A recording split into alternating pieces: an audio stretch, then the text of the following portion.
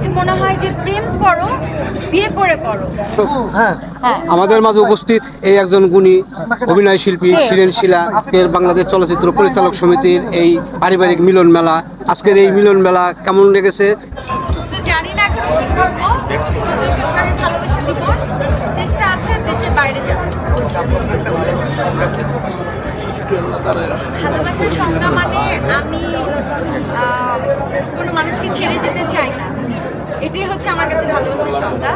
আর আমার কাছে মনে হয় ভালোবাসা শুধু মুখে বললে ভালোবাসা হয় না, এটা অন্তর থেকে ফিল করতে হয়। আমার ভালোবাসার মানুষ কখনো আমাকে আই লাভ ইউ বলে না, আপনাদের মেয়ে কখনোই আমাকে আই লাভ ইউ বলে না, আমিও কখনো আই লাভ ইউ বলি না। কিন্তু এটা আমি যত দূরেই থাকি আমি ফিল করতে পারি যে কেউ আমাকে ভালোবাসে বা কারো একটা ছায়া আমার উপর আছে, মানে দূর থেকে অনুভব করা যায়, এটাই আমার কাছে মনে হয়। এই যে হৃদয়ের টান অন্তর থেকে মনে হয়, অন্তর থেকে ফিল হচ্ছে, এটা আল্লাহ প্রদত্ত। মনে হয় যে কেউ আমাকে মিস করছে বা আমি কাউকে মিস করছি বা কেউ আমার ভালো চায়, মানে হয় না যে ভালোবাসা শুধু বললে হয় না, একটা দায়িত্ব, কর্তব্য, শ্রদ্ধা বোধ, অনেক কিছু মিনিং করে ভালোবাসা।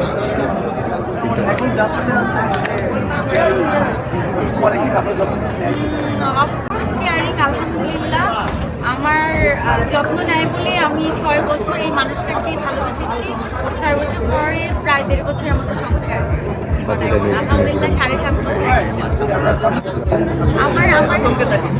আমার শ্বশুরবাড়ি খুবই ভালো, খুবই ভালো। ওরা হচ্ছে ভৈরবের খুবই প্রভাবশালী ফ্যামিলি। হ্যাঁ, তো আলহামদুলিল্লাহ আমার শ্বশুরবাড়ির ফ্যামিলি খুবই নম্র, ভদ্র, খুবই বিনয়ী। ওরা আমাকে অনেক আদর করে, আমি অনেক সম্মান পাই আমার শ্বশুরবাড়িতে। এটাই হচ্ছে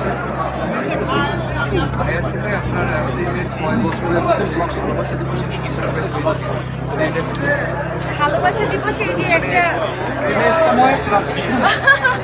প্রেমের সময় ডায়মন্ডের রিং গিফট পেয়েছি, শাড়ি গিফট পেয়েছি,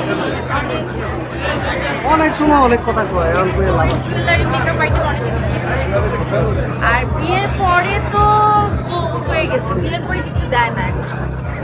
বিয়ের পরে বলে যে সবই তো বিয়ের পরে ওর ব্যাংক অ্যাকাউন্ট সবকিছু আমার কাছেই থাকে, যা মনে হয় আমি কেনাকাটা করি। এখন মনে হয় কি যে অযথা কেনাকাটা করে টাকা নষ্ট করে কি দরকার, আমার তো সবই আছে, অযথা কিছু কেনাকাটা করি, যখন যেটা প্রয়োজন মনে হয় ওইটাই কিনি।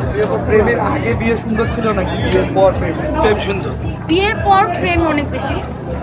বিয়ের পরে সামাজিকতা আছে, রেসপেক্ট আছে।